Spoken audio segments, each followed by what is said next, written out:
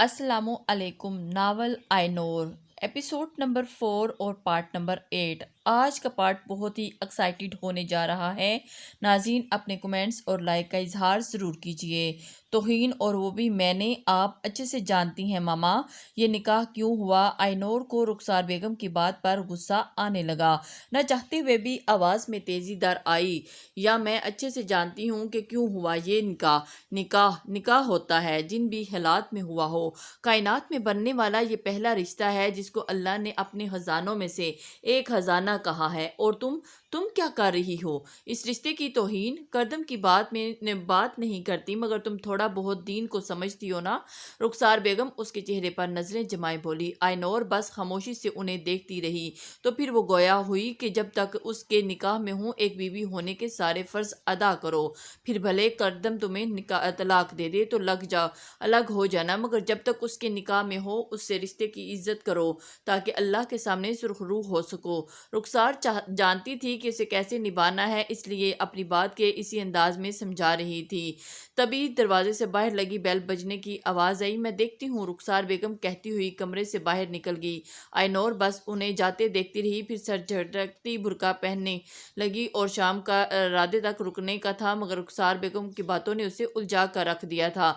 अभी वो बुर्का पहन रही थी कि बाहर से आवाज़ आई, नूर, करदम ने अपना आदमी तुम्हें लेने भेजा है। रुखसार बेगम के कहने पर वो हैरान रह गई, क्योंकि सीमा हाला उसे बता चुकी थी कि वो शाम में ही घर आता है, और अब अचानक हैरान होना तो बनता था। ठीक है, मैं चलती हूँ, आइनोर उनके गले से लग कर बोली और फिर उनसे अलग हुई। अपने कदम कमरे से बाहर की जानिब बढ़ाए ही थे कि फिर एक बार रुखसार की आवाज़ उसकी समातों से टकराई। मुझे यकीन है कि तुम मेरी बात अच्छी तरह समझ गई होगी, क्योंकि उस औरत की बेटी हो जो एक शराबी, जुआरी और जानी से मोहब्बत की। ऐसे अल्फाज जो रुखसार बेगम अपने आइनोर के दिल पर पेवस्त कर चुकी थी। करदम दादा, तुमने अच्छा नहीं किया, तुम्हें इसकी कीमत अदा करनी होगी। पाशा गुस्से से बिफरे हुए कहता है। सामने बैठी भांजी की हालत ने दिल चीर कर रख दिया, जो आंसू बहाती बाजों में उठती तकलीफ बर्दाश्त करने की नाकाम कोशिश कर रही थी। पाशा उसके सामने दोजानों बैठ के उसके चेहरे को हाथों के प्यालों में भर लिया। सोनिया, ज्यादा दर्द हो रहा है? पाशा ने नरमी से पूछा।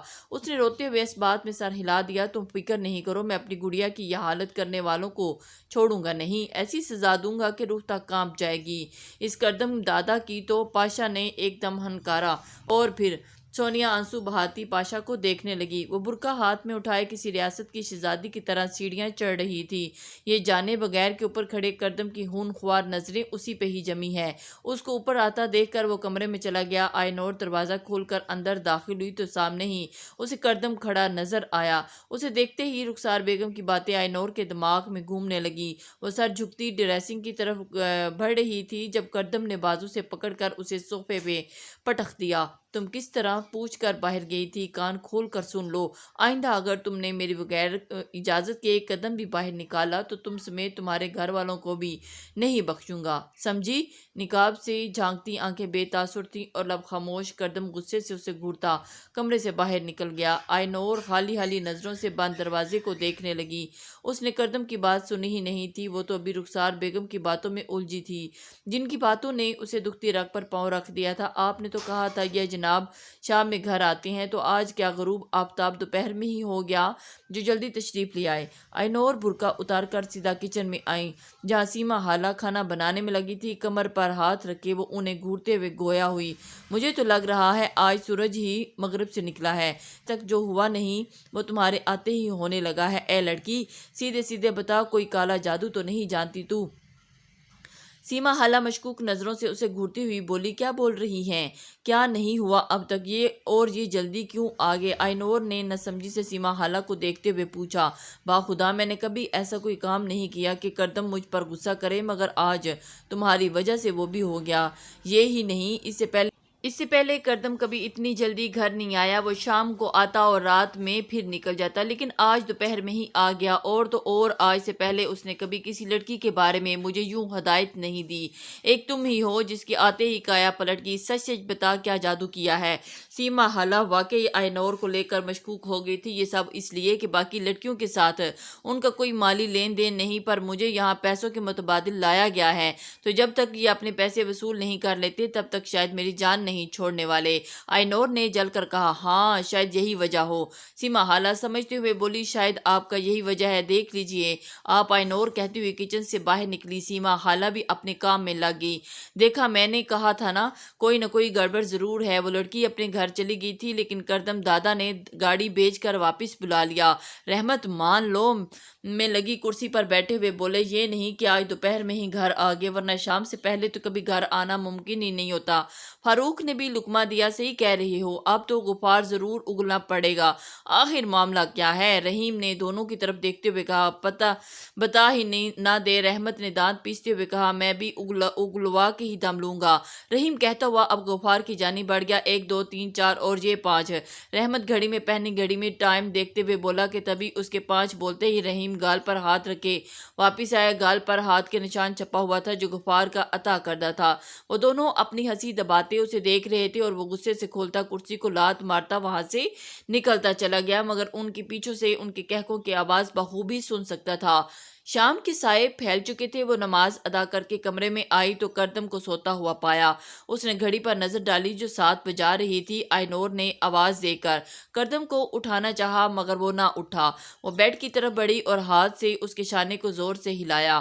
کردم نے آنکھیں کھولی تو سامنے بے تاثر چہرہ لیے آئینور کھڑی تھی۔ یہ پہلی دفعہ تھا کہ کسی نے انہیں یوں اٹھایا، ورنہ سیما حالہ ہی اسے دروازہ بجا کر اٹھایا کرتی تھی۔ وہ خاموشی سے اٹھ کر واش روم میں چلا گیا۔ کردم کے جاتے ہی آئینور نے اس کے کپڑے نکال کر بیڈ پر رکھے اور خود ہی کمرے سے باہر نکل گئی۔ وہ واش روم سے باہر نکلا تو اپنے کپڑے بیڈ پر دیکھ کر حیران ہوتا ڈریسنگ روم میں چلا گیا۔ کپڑے بدلنے کے بعد واپس آیا کہ تبھی آئینور کے کھانے کی ٹرے لیے کمرے میں داخل ہوتی دکھائی دی۔ صوفے کے سامنے رکھی ٹیبل پر ٹرے رکھ کر وہ واپس جا رہی تھی جب کردم کی آواز پر رک گئی۔ یہ سب کرنے کی وجہ کہیں تم نے اس نکاح کو سر پر سوار تو نہیں کر لیا؟ اگر تم یہ سوچ رہی ہو تو یہ سب کر کے اس گھر میں اور میرے دل میں جگہ بنا لو گی تو یہ خیال دماغ سے نکال پھینکو، کیونکہ میں جلدی تمہیں فارغ کر دوں گا۔ کردم کی بات پر آئینور پلٹی، تیکھی نظریں اس پر جمائے، چہرے پر طنز مسکرائے وہ گویا ہوئی، میں یہ سب اس نکاح کے احترام میں کر رہی ہوں جو اللہ کا بنایا ہوا پاکیزہ رشتہ ہے۔ اگر آپ یہ سوچ رہی ہیں کہ میں ایک بد کردار آدمی کے دل میں اس کی حرام کی کمائی کے گھر میں جگہ بنانے کے لیے کر رہی ہوں تو یہ خیال اپنے دماغ سے باہر نکال پھینکیں، کیونکہ میں جلدی یہاں سے فارغ ہونا چاہتی ہوں۔ اسی کے انداز میں جتاتے ہوئے باور کروایا کہ اس کے نزدیک اس کی کیا حیثیت ہے۔ اس کی تیز زبان کردم کو آگ غصہ بگولا کر گئی۔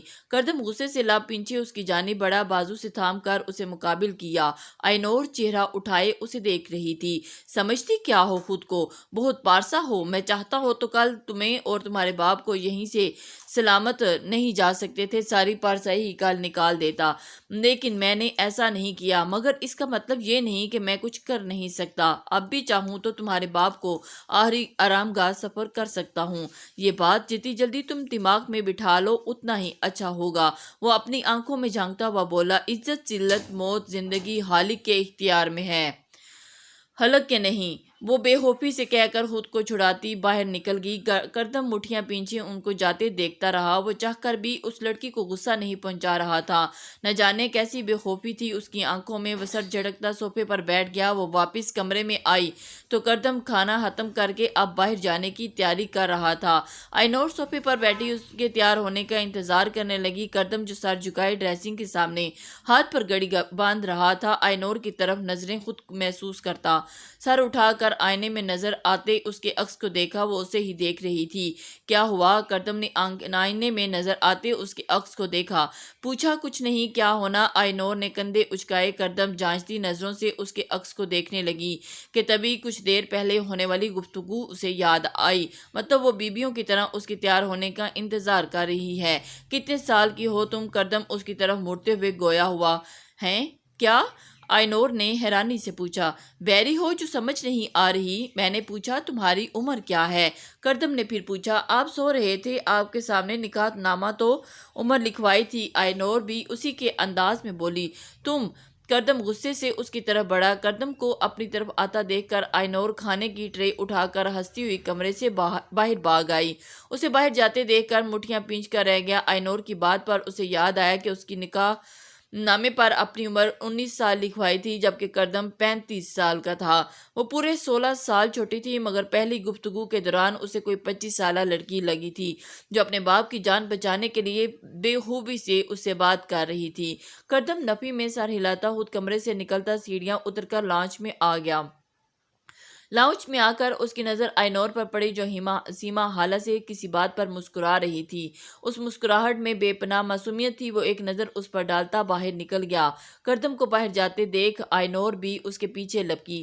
غفار گاڑی کا دروازہ کھولے کھڑا تھا۔ کردم گاڑی میں بیٹھنے لگا جب اپنے اوپر کسی کی نظریں محسوس کرتے چہرہ موڑ کر دیکھا۔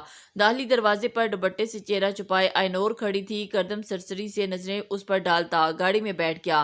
کردم گاڑی آگے بڑھی تو ایک بار پھر کردم نے کسی احساس کے تحت مڑ کر پیچھے دیکھا، مگر اب وہ وہاں نہیں تھی۔ وہ اندر جا چکی تھی۔ اس کے جانے کا انتظار کیے بغیر گاڑی گھر سے باہر نکل گئی۔ کردم بھی سیدھا ہو کر بیٹھ گیا اور ایک بار پھر آئینور نے انجانے میں اسے سمجھا دیا کہ وہ یہ سب اس کے نکاح کے احترام میں کر رہی ہے، کردم کے لیے نہیں۔